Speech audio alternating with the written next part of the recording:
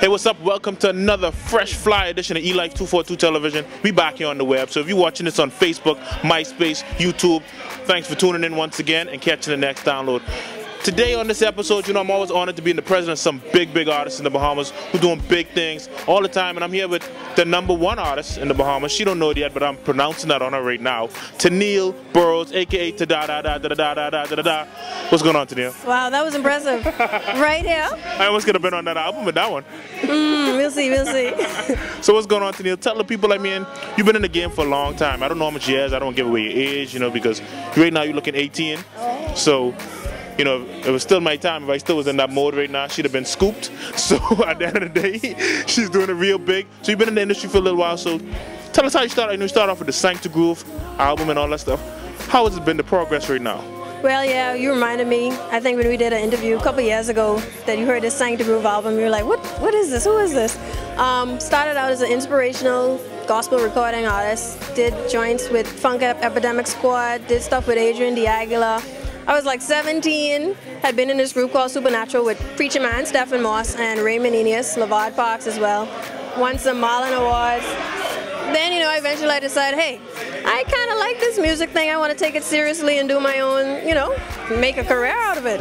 So since then, I've won some John Lennon Songwriting Contest awards and grants from Much Music that afforded me the chance to do my music videos. And I've been to Canada and studied music business and just really gotten a chance to get my feet really dug into this whole music thing. And however many teens of years later, here I am. Yeah, Tada's been doing it big, believe me, folks. She's been more. She just let that John Lennon songwriting contest thing kind of slip by, like, oh yeah, I want a John Lennon song. But if you know who John Lennon is, Google it, because we ain't got time to explain. But Google it, you'll know how big that award is. John Lennon is like one of the biggest songwriters out there, so think about it. She won an award in one of his contests, so she's doing it real big. So Tada, let's go back as far as I can remember it. Now let's go back to the last album. We had F5. How was the experience working on F5? Well, F5 was great, actually. I got the majority of production by Bahamian producers, and I got a couple of Canadian people in on it, a couple of American tracks. And it just was, I feel like the first real indication of what it would be as a mainstream artist, what I would put out there. Again, it was, you know, the first time in that type of vein, and I had fun with it. And a lot of people gave me a great response from it. I think the big hit single was Footprints in the Sand. So all Bahamians know, look at, I can't sing, but I ain't gonna sing it. Tada, give him a little verse. No, you do it, man. No, I can do it. I can share myself on the internet. I can do that later. But the big single was Footprints in the Sand. And Tada, I mean, what inspired that song? Actually, Footprints was produced by Mikey Dread and Jermaine Hoyt from Shanty Recording Studio. And one day I was kind of sick and I was kind of contemplating, you know, the past year and all the stuff that I had gone through. They were planning to put out a rhythm. They never released it as a rhythm, but I got my song out. And it was really, I must say, probably one of the most heartfelt songs I've ever written.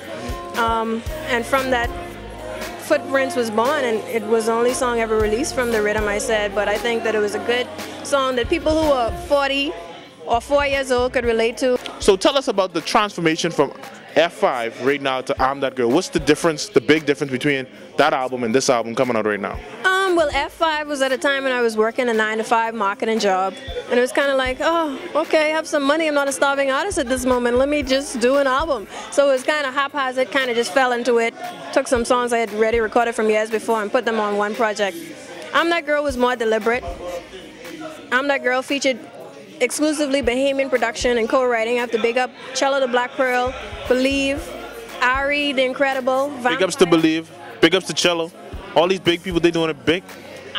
Call some more names. I don't know. I don't really know most of these guys, but go ahead, tell them more people don't know. Who else? You see now you made. Sorry, I lost a train of thought.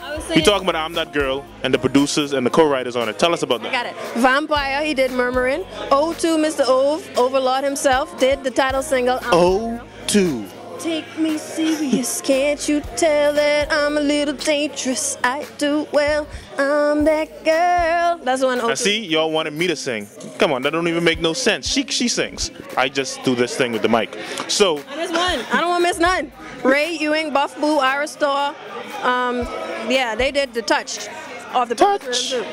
If you get that promise rhythm, I've been bringing up the promise rhythm since E-Life 242 started. So make sure you still get it. It's still a hard rhythm. Still doing big things all day, every day. So you got I'm That Girl, title track. What is the name? What's behind this name, I'm That Girl? Why that?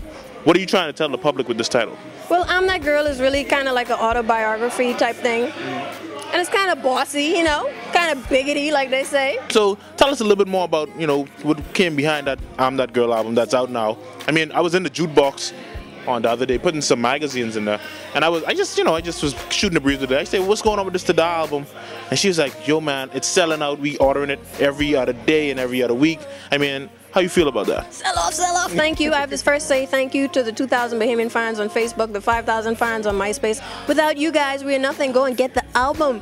Let me know what you think. I think it's kind of cool. Just kind of cool. Every time I walk in the jukebox, they playing it. So I mean, shout outs to the jukebox for supporting local talent and not playing the Jay-Z or the I Am Sasha Fierce stuff, because you know, play Bahamian music, get it ingrained in our minds, and today the album's really moving. So you feel good about it. What I mean, tell us about your experience on the streets with the fans. I mean, because you know you get name drop on the streets a lot. How's that experience for you? It's still kind of surprising, like when you go to the food store and you dragging slippers, and then people be like, ain't you that Tada girl? And then some instances when people on the road and you let them cross, and then they look back, kind of double taking, like, hi Tada, like kids. She's drive herself?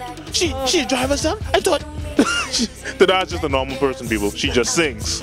Don't mind her. She does not have a driver. None of us do yet. Soon though.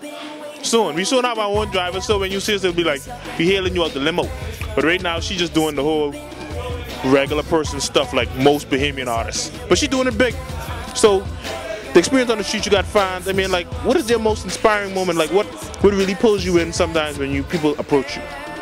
The biggest thing for me is when I see young people who come up to me and say, well, they wanted to be a singer and what's not, and they thought that people wouldn't take them seriously and what's not, but they feel like because I could do it, they could do it.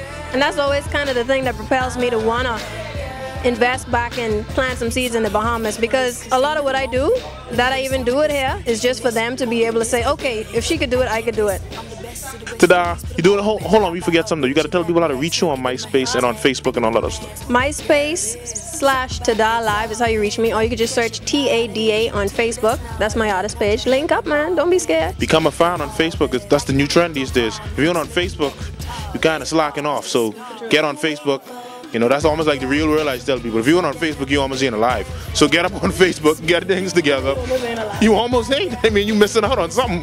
So Facebook right now. Fred, my boy Fred on Facebook. We in the Tamarind Tree, by the way. So if you don't know, we in the Tamarind Tree. You always come out here and have that good live music. Big ups to Fred and the whole crew down here. We got to big up to all Bahamians doing it big.